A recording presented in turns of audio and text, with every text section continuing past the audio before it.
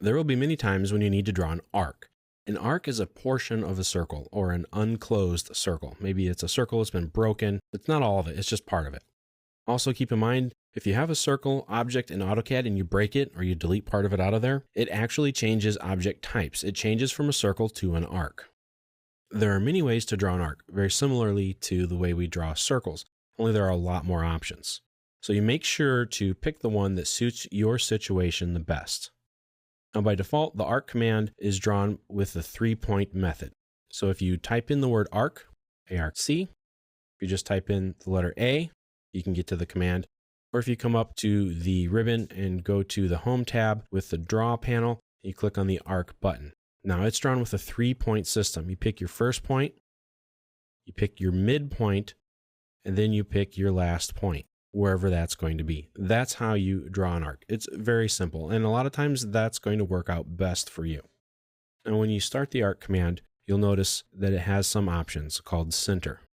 But there are a lot of other options, and they're real easy, probably even easier to get to through the ribbon panels here. So if you go up to the arc, click on the flyout, and you can see there are a lot of different options. You have a start, center, end, start, center, angle, start, center, length, start, end, angle, start, end, direction, start, end, radius, center, start, end, center, start, angle, center, start, length, and then the continue option. And I'll make sure to show you about the continue option. Now, I'm not going to go into great lengthy detail on all of these because once you get the idea on how some of these work, the rest of them kind of make a lot of sense to you. So when we started the regular arc command, you should have noticed that there was an option called center. Now, this will make your first point the center of the arc. Let me show you the example here. If I click that, I pick my first point here. That's the center of the arc. Now, when I pick my next point, I can continue on drawing your arc. So it's kind of like drawing a circle, and then you type in sort of the radius or a start point, and then you just fill in the rest of it. You can do that. Well, let's open up a file that I've preset called Arc Examples. Click Open. Now here we have in this file a lot of different lines that are set up for us so that we can try some of these things out. So if we come here, we have this little bracket that's started. Let's pick the Arc command. And I want to go to Start, Center, End, or Start, Center, Angle, or Start, Center, Length. These are all kind of similar in that you pick your first start point, then you pick the center point, and then how you define where you end up at is a little bit different on your options. So let's go with Start, Center, End. So I'm going to start right here. I'm going to type in END for my end OSNAP. Make sure I'm right where I want to be. So that's my start point. Now I need the center. You can see this is an arc right here. So I'm going to type in CEN for center. This is an OSNAP to take you to the center of an arc or a circle. When I move over this arc part right here, you can see the center, which is right here, gives me a little glyph. That's a round glyph. That's for the center point. So now I'm picking that center, and now I'm drawing my arc. And this is the end part. And I'm just going to type in END for my OSNAP and end. So I was able to draw that arc right there. Pretty handy. I wouldn't be able to do that with the regular arc command. I'd have to draw one point, and then my midpoint, which I'd have no idea where that was. As you can see, it doesn't really line up very well. So that are these options right here. You pick your start point, you pick your center point. If you know where it's going to end, you can put that in there. If you know what angle it spans, so you can see what angle this is. If you know what that is, you can type that in. Or if you know how long you want that arc length to be, you can type in that option as well. So those are your first sets of options. Now your second one is a start and an end, and then your angle, direction, or radius. So let's pick one of these. Let's go with the start, end, and angle. So I'm going to pick my first start point. I'm going to type in END again. I'm going to start here. I'm going to end up here. And then I type in an angle. So as you can kind of see here, as I reposition, coming straight out to the right, that gives me an angle of 0. But as I move up, my angle increases, making the radius more ice cream cone shaped.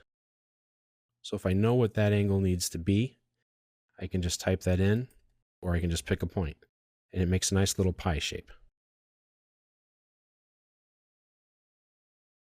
I can also go start, end, radius. So if I know what the radius is, I can go start, end, and then my radius.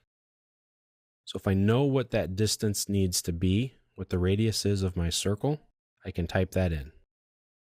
If I erase this arc here, and I look at this line, I see what my length is, it's 10.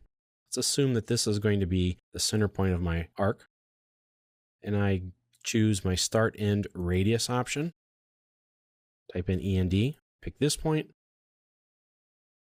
and then I type in a value of 10 units. This draws a circle and it makes a perfect pie shape for my arc. And that works fantastically. Now this last section gives you the center point, the start point, and an end point, or an angle or a length. So let's look at the center, start, and end. So first I want to pick my center point, which is going to be right here. So I'm using my end O snap. My next is my start point. Type in END, pick here.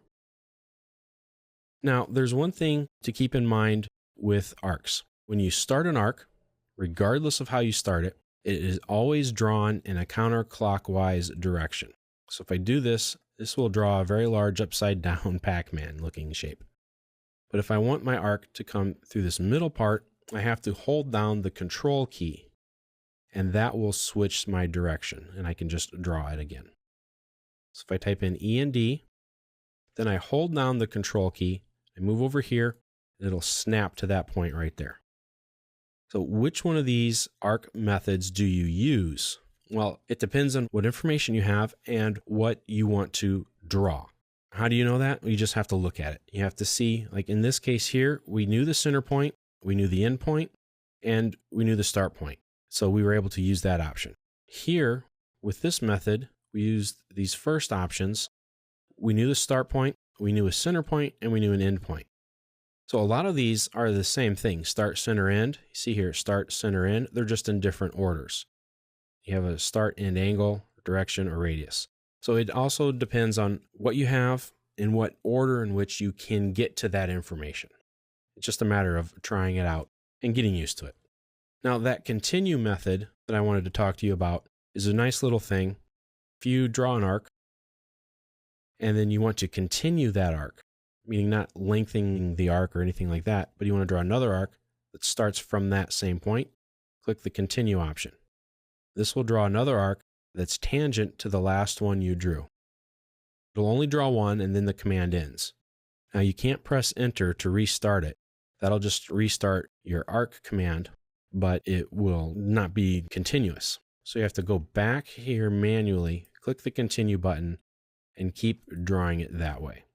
So it's just a nice little thing that will draw an arc that is tangent to the last arc you drew, but it is a little cumbersome to use, but it is there and is available.